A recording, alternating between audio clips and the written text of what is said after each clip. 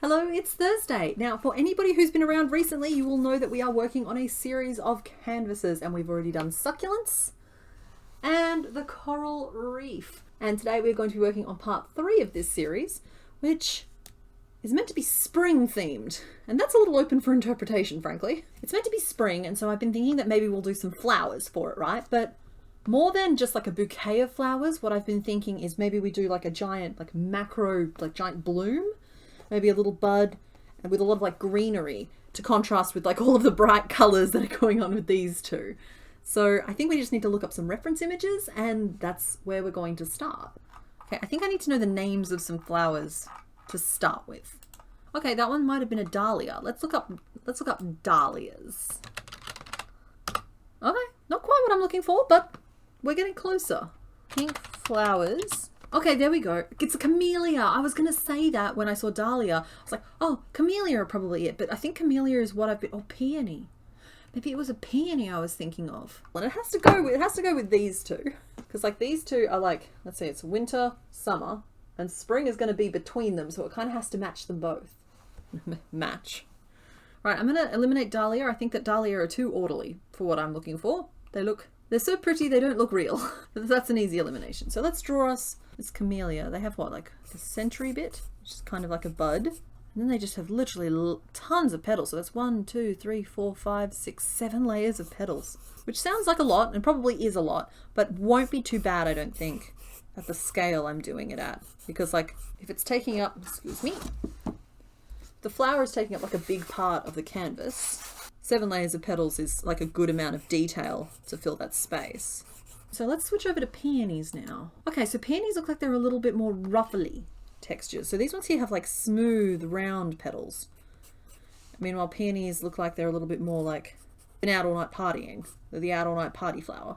Ruffly and pink and frilly and petticoats, and they're just everything you think of when you think of like a little girl's fairy dress. Leaves, on the other hand, are thinner and longer. And I look at that and all I think is I'm going to have to make a million of them to fill the space. And these ones here have like bright yellow in the middle, which I definitely like better than just like nothing but pink throughout. So I don't know what to do here really. So that's my like impression of a peony. Gardenia. Don't know what one of those is, but my brain keeps saying gardenia, so let's look up gardenias. Okay. So a gardenia kind of just like, all of these kind of on a certain level just look like roses to me, but I guess I'm just uncultured when it comes to flowers. I really like how these gardenia buds have like the green swirls on the outside of them. Okay, and the peony buds, or the peony buds, look kind of like Brussels sprouts. It's actually kind of delightful. Dang it, I think the peonies are winning me over here. There's something very charming about the way they bud. And finally, the camellia bud probably just looks like a stereotypical bud would be my guess. That is the buddiest bud in all the land. In any case, whichever flower we choose here has to kind of fit into a square. And from the little organisation-y thing that we did, which you can see here, we want the main feature of it to be in the outer corner. Petals can overhang on both the edges, so this can be quite a large thing. And then I wouldn't mind having a little bit of a bud detail down here, or maybe even just like a few buds throughout, all of the same type of flower. And then just fill the rest of the space with giant green leaves, because like that was the vision. So that's kind of option A. I seem to not be able to avoid like the dark green and pink color theme is what I'm thinking there. But I did have another idea for this, and that was a field of daisies with like more of the grass texture. See, there's something that's so happy about a field of daisies, and in which case the vision for that, something like that, where we have a bunch of daisies dotted through, where like the stems of the daisies would be up. But basically it's a giant canvas of green grass. little bumblebee maybe. I don't know. We've avoided creatures on the others for the most part. Not to take away from the coral, which are technically like a whole bunch of creatures. But you know what I mean. Macroorganisms. Because something about that says spring to me as well. So those are kind of my two plans. And I kind of just have to pick a direction.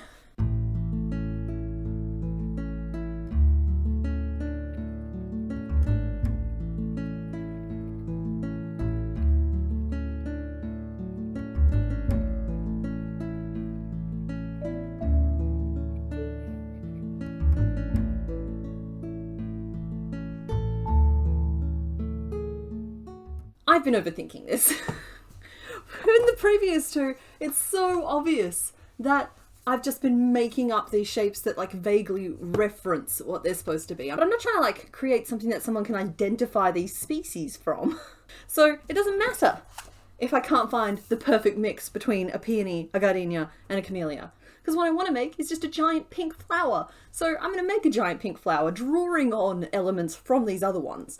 And unlike the first two, where I kind of like planned the shapes and then sort of like forged ahead, I think with this one here, I'm going to have to flip the script a little bit. By, instead of starting with a planned composition, I mean, I have a rough idea here. I'm going to take a very free-form approach, start making some petals, pick some colours that appeal to me, have them on my desk, let myself draw inspiration from it. Because trying to like brute force this starting from like step one and then step two and then step three isn't working for this one here for me. Alrighty, so I know I want my flower to be shades of pink, but I also want it to be like kind of a gradient. So let's look in the yarn bucket. So this is where I keep all of my yarn that has been started. So we have like the ones on the shelf that are there kind of for display, but we use them as well.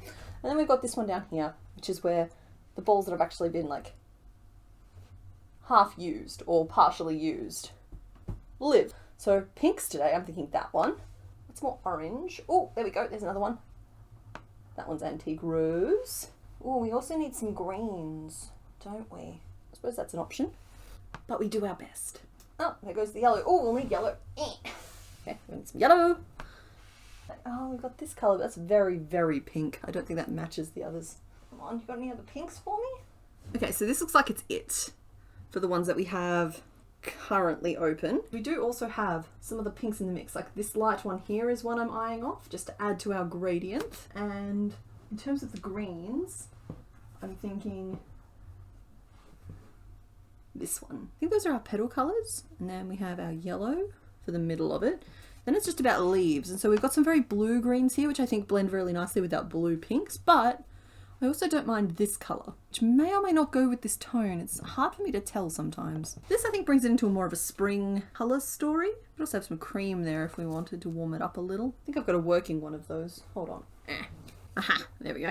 Like pink through to cream and then yellow in the middle. I think that's a really nice kind of ombre that we can use. And then it's just a matter of picking the greens that we want to use here. So I'm going to have both of the green options available to me, and I'll probably try leaves in both. Okay, so I've popped all my greens and my yellow for the center of my flower to one side, and it's a very happy little color palette there. So yeah, I'm not even really sure if I'm going to use this one, but it does round out the overall kind of color gradient from like very saturated down to not very saturated at all. But we'll see how we feel. So now I have my colors sorted.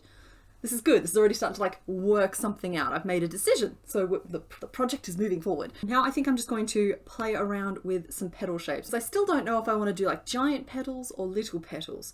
I just know that whatever it is, it's going to fill this. So for my petal exploration, I realized that there was like multiple different techniques that I could try. So the first one I tried was just creating a flat piece. I did want to work it in 2 different colors just so I could get a feel for what any kind of gradients might look like. And while I intended to work this first one from the base up to the top of the petal, it ended up working in reverse order. I liked it better the other way. So that dark pink you see there, that was meant to be the base of the petal, not the top, but it worked fine as an experiment. So the next one that I tried was working in the round, but doing a double walled type of design. So it was like a very 3D petal. It's kind of a risky play, just because I think petals look very delicate and this can look very chunky, but I do think that it was worth giving a go to. And once again, I tried to use the same 2 pinks just to get a feel for what any gradients were going to look like.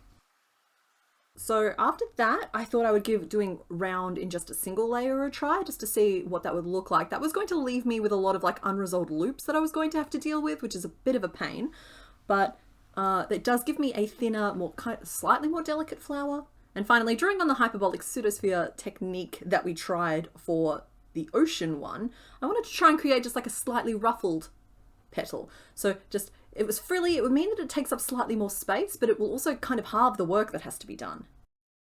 Okay, so there are the 4 petals. What I very quickly discovered here that I couldn't have discovered from sketching was what approach to these petals were potential options and which ones were absolutely not going to work for me. For example, we have this little round one here, right? And right in the middle of this round one, we have a visible sphincter. So maybe that's not what we make a flower out of. So I can pretty much eliminate the round single, which was our third. I do like the look of round double, which is the second one that we tried. I actually really like the look of this one here, but I think it would work for something like a frangipani or something at a different scale to what I'm thinking today. I just really do think that it's just too thick, which leaves us with two different options here. So there's the one that I created flat, and there's the one that I created with the little ruffle around the top. And honestly, they're both a very similar approach. I definitely like the little ruffle, I think. Funnily enough, it is a literal space filling curve, but it fills the space really nicely. It's got a kind of an organic wibbly wobbliness to it. And don't get me wrong, I think I made my test petal here a little too wide at the base, but if we made that like a little narrower, a little shorter, I can definitely see that one working. Also, it was significantly less work than this one here, which I used the single crochet slip stitch method to get all my stitches facing the same way. Whereas on this one here, we kind of didn't have to worry about that because so much of the texture was going to be covered anyway. Another big plus of this one here is that the exposed loops don't bother me because they're already kind of wibbly and wobbling around. So I'm thinking this is the vision. And now I just want to try making a leaf. And I want it to be a sizable leaf. This isn't going to take anywhere near as long as the petals because I'm already pretty solid in how I like to do my leaves.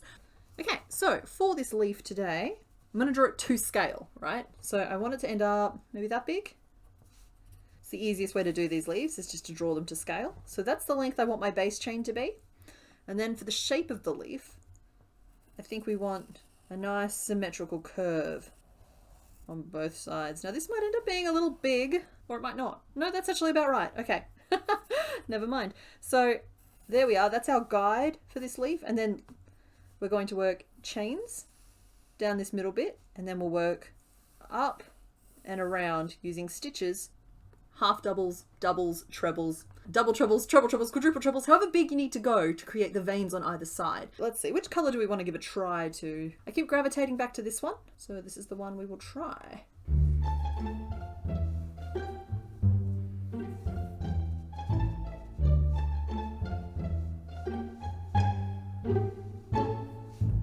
Just like that.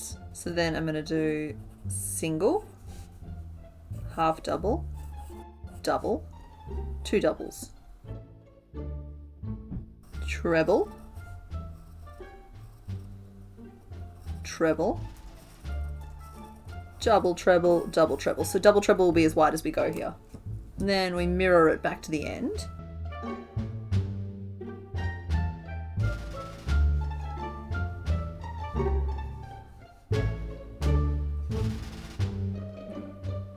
Yeah, so that's the first half of our leaf. Now we need to turn, and because I want a pointy end to my leaf, I'm going to use a picot to do it. And then we just work back up the other way.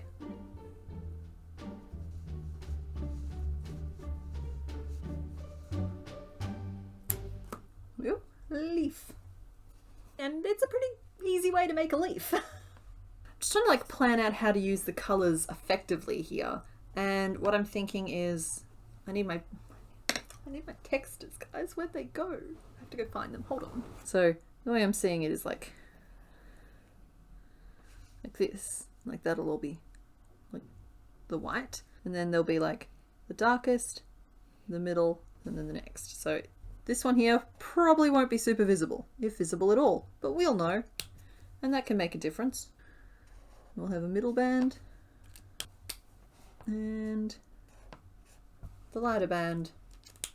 And at least for the larger petals, which are going to end up maybe being this big, just a big bowl of large petals, that will be the plan. It'll be the plan. It's starting to come together now. I do want to just refresh a thumbnail here. I'm not going to do a full size one because I don't really see the point of a full size one for this particular one because that's just not how the planning is proceeding. Dang it, I did my color swatches in a very inconvenient spot there. So let's say this is our square. I'm still going to plan to have this flower take up a lot.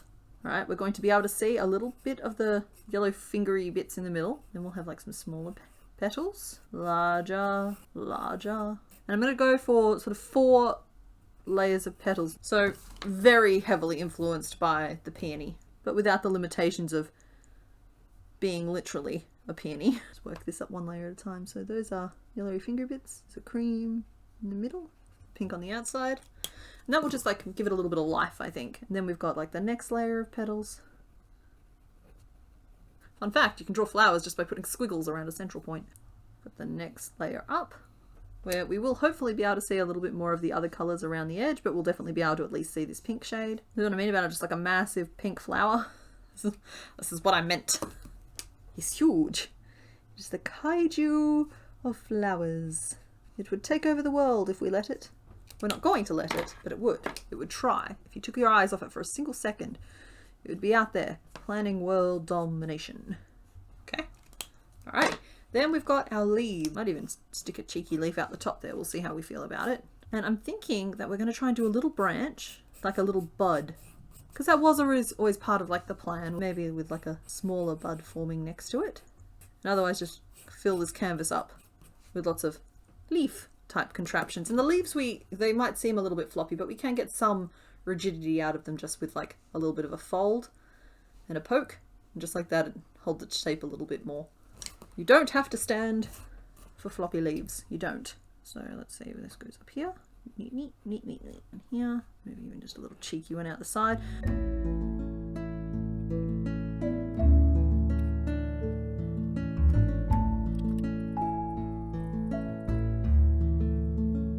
Little two-tone effort with the leaves will maybe just make this whole thing pop a little bit more. We'll see. So that is our plan. I think it looks really pretty, actually. Sometimes like moving things around in the process can help move things forward.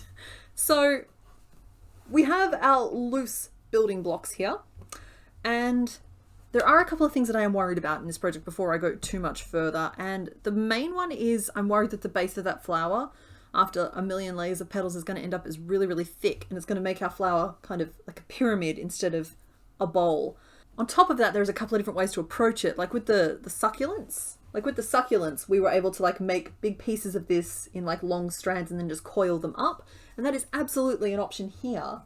However, I kind of want a little bit more flexibility here to swap out petals of different sizes and customize individual petals to different sizes. And so I think working with individual petals might actually be the answer here. But that's going to leave me with a lot of pieces. And what we learnt from Ocean one, the reef one, is having base pieces can be super helpful. And so like, we're building, we're learning as we go. So what I'm actually thinking I'm going to do is I'm going to take the darkest color that I was going to use for my petals and make just a big flat disc base piece. Make it the size that I want the flower to be on the canvas here, and have the plan to be to assemble the flower on this base piece and then attach that to the canvas, because that just worked really well with the wreath. Kind of just got a large flat circle that will then give a little bit of a lip to. So I started working up the base piece in the dark pink like I planned, but then as it got wider, I realized that I had an opportunity here. So what I did is, as I got closer to the edge, I faded out through the pinks. And then I worked those last few rows in my green, because then it's going to absolutely just blend in with the background. And so like, even though this piece is turning out quite pretty in its own right, and it's going to be mostly covered, just in case it's not covered, hey, I'm covered. Stealth. It's a stealth base. Okay, there is the little base piece I was talking about, and it looks like a watermelon. I love it. It looks like a watermelon and I love it. So it's going to go roughly there, approximately there on the canvas, and the petals themselves will like overhang a little bit as well. I think the next thing that I need to do is just start churning out some petals, and I'm going to start by aiming for like one of the medium-sized petals, because then if it's too big, I can still use it, and if it's too small, I can still use it.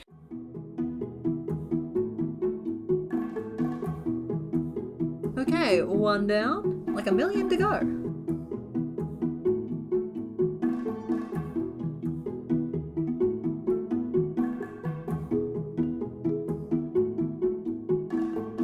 Ticking is going to get annoying, but there we go. I've got one row of petals. You can see there that are very, very similar to what we mapped out there, and you can get a better feel for what I meant by the colors. I admit that I skipped the darkest color that was originally intended to be part of this, but in general you can see how that turns out. And then there is our kind of middle row. So one more row on the outside of this of the same size petals. I just need to make a whole bunch more petals. So I need 5 more of this size, and then anywhere between 5 and 8 at a larger size. So we're just going to tackle that now.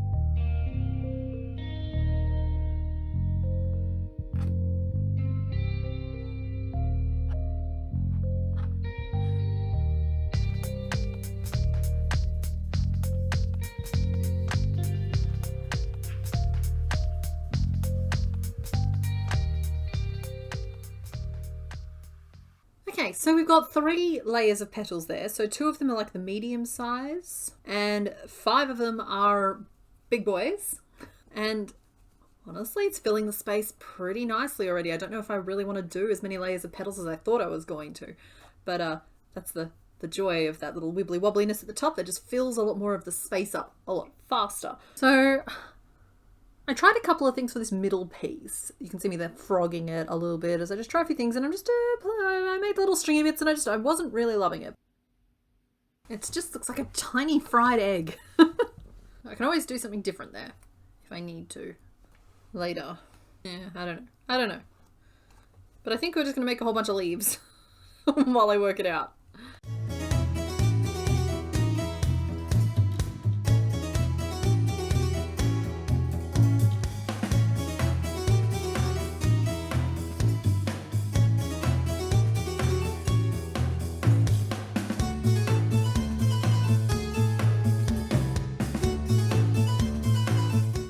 So here are the pieces that we've made so far. We've got the base of our flower. We have 12 petals that are small and frilly. 5 petals that are large and frilly. And then we have 11 leaves so far. Now I feel like that's going to be enough, but we'll find out, I guess. Leave your guesses in the comments how many leaves you think I've made this project. And then double it and you're probably close. As for the center of our main flower, I've made 3 of these little yellow pieces, as well as 2 different centers that we might use. And one of them still looks like an egg to me, and the other one just looks like nothing. So I don't really know which one of these is going to work, but we're gonna just have to work it out. Okay, so now we have a lot of pieces made, right? And I understand these pieces are probably not quite enough to cover the whole canvas yet. But I think what I need to do in order to be able to move forward here is I think we need to assemble our large flower. I'm going to start assembling the flower onto our base piece. So say goodbye to our pretty little watermelon slice. Yeah, we'll assemble this, chuck it on the canvas, and we'll just see how much space we have to work with as to whether or not we want to do another giant flower, or some of the buds like were in the original concept, or just a bunch more leaves. Yeah, flower assembly time.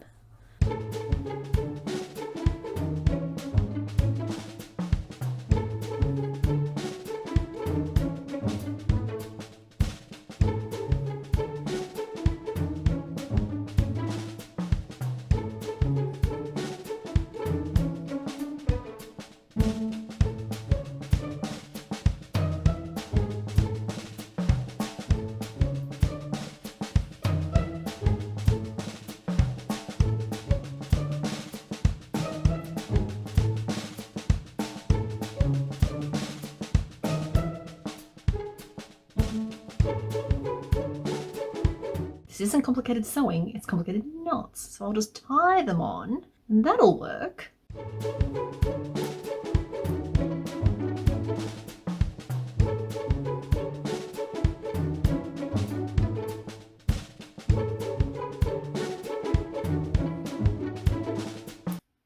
Okay, there is our flower.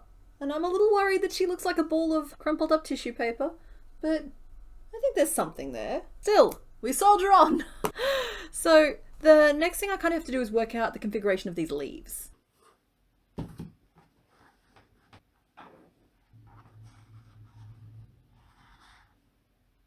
What you see me doing here is just playing with them. I don't think laying them all out like this is going to look right. I don't think it'll look natural, but if I kind of arrange them as though they're growing from like a central stem and like thread them together with a little attitude, we might be able to like chain a bunch of leaves and get some like whirls and loops going, which I think might, like, don't get me wrong, it's going to use a million more leaves than it was originally planned.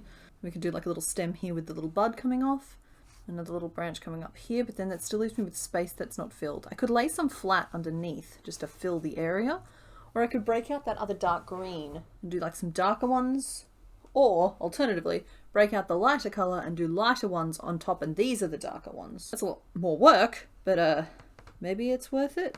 I'll create a couple of leaves in this color here and just play around with it until we work it out.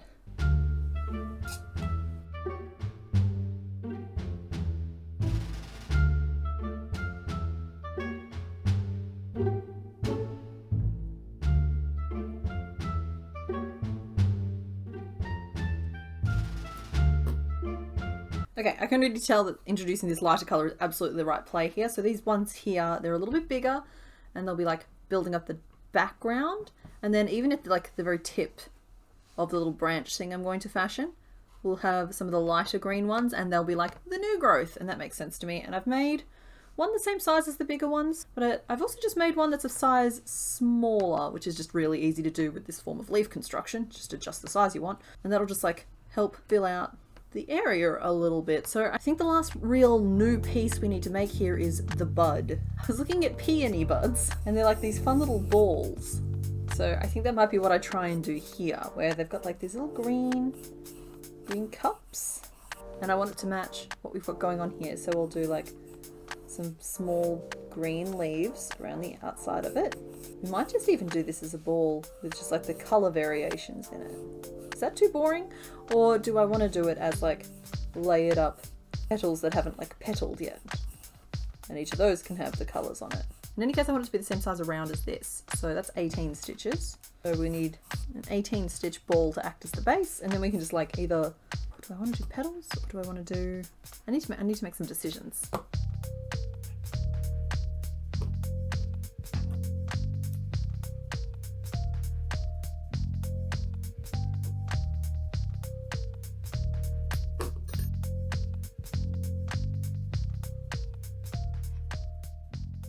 Okay, so we've made, I think she's pretty, just a pretty little bud. She's going to go here at the end of this branch, and I'm thinking that we might do the like little double bud thing where we've got one big one and then one that's like sort of a little bit smaller, a little bit further down the stick. I will say that while I am liking this one here, I'm not as excited about it as I was about the coral reef, but we'll just see if we can fix that as I start actually like putting things together. Okay, so I made a whole bunch of extra leaves, and normally I'd find a more artistic way to share that fact with you guys, but nevertheless, they're here. And so now I just need to find different ways to arrange them on the canvas, and I've had a couple of thoughts about this. So my first thought was to arrange them in like pairs as though they're up a stem, and that's the one I've been kind of like operating under the assumption it would be what I would do. But I was looking at some pictures, and there were these branches that had like big like clusters of leaves instead, and so like arrange it like a 5 like this, and then I could take some of my little lighter colored leaves and arrange them on top, and they kind of look like branches that have like, they're like dark and feather bowery reaching out towards the surface. So I think that'll work.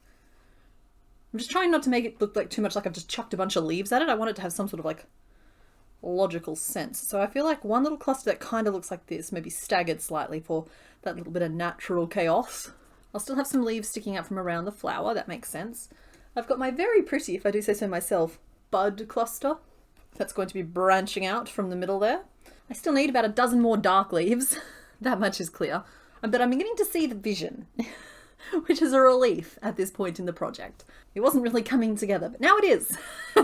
That's good. And then we'll finally start assembly. I don't know how many times I've promised that to you at this point.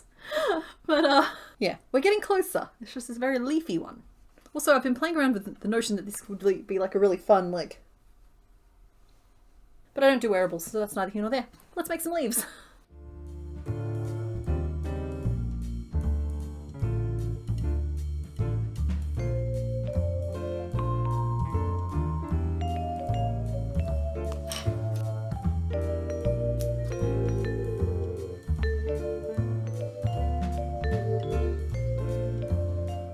Time has come to start assembling into chunks, just like we did last time. It worked really well last time, so I definitely want to try that again this time.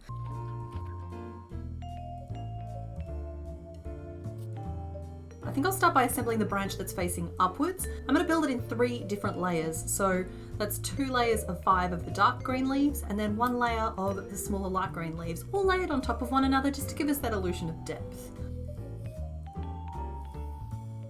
Honestly, working on this has been a lot harder than it was last time, just because it's so much of the same thing. It's just the same, whereas like in the previous ones, when I got bored of making a certain shape, I could just swap to a different shape that I needed a lot of.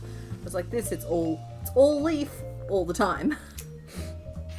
And that's gonna go, I think, down in the lower corner, but we won't attach that to the canvas just yet. And sewing this bit together is just easy. And I'll use a couple of leaves to help just like cover up part of the stem.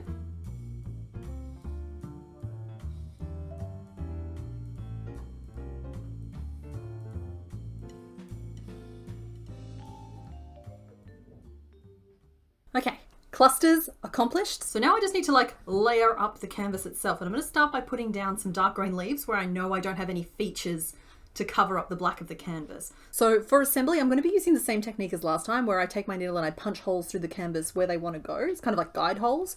And that is helping me position the pieces, because I can't just pin them to the canvas because it just weakens the overall structure. But punching those holes has really been working for me.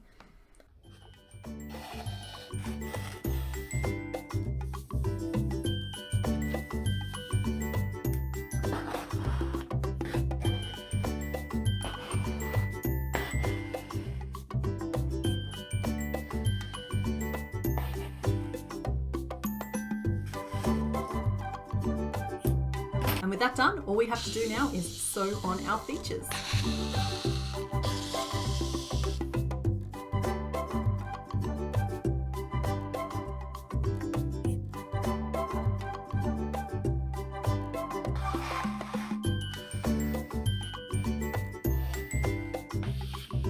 And then next I need to work out how to do the branch that's going to be more sideways. So rather than 5 leaves, each layer of this one here will consist of 3 leaves.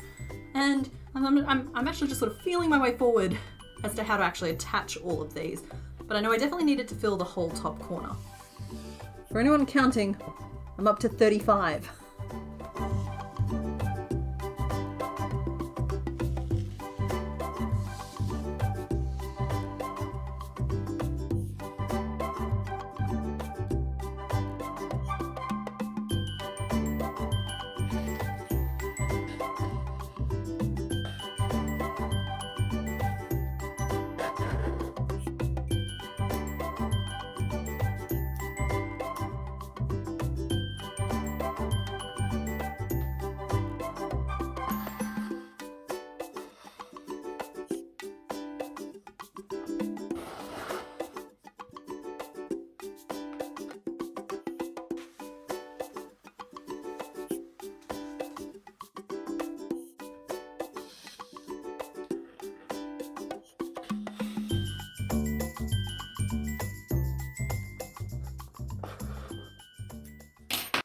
And there is our finished canvas. So this is our 3rd canvas of the 4 that I'm doing. So we've already got succulents and we've got the ocean reef, and now we have our floral one. Now the 4th one in this series is going to be a mushroom canvas, and I've only got a loose idea of what that's going to look like, but that's fine because I'm planning on that one coming out in October as part of like the Halloween, October, fall type content.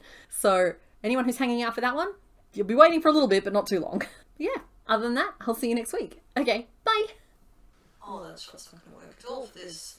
Okay, so let's hit the Googles. Did I really just say that? I did. I don't know why I keep doing this to myself. Okay, so admiring my new boom arm in the background, I built it out of a lamp. This box is not always kept in perfect condition. Yarn gremlin face. Alright, I'm just sitting here doodling flowers. Lovely.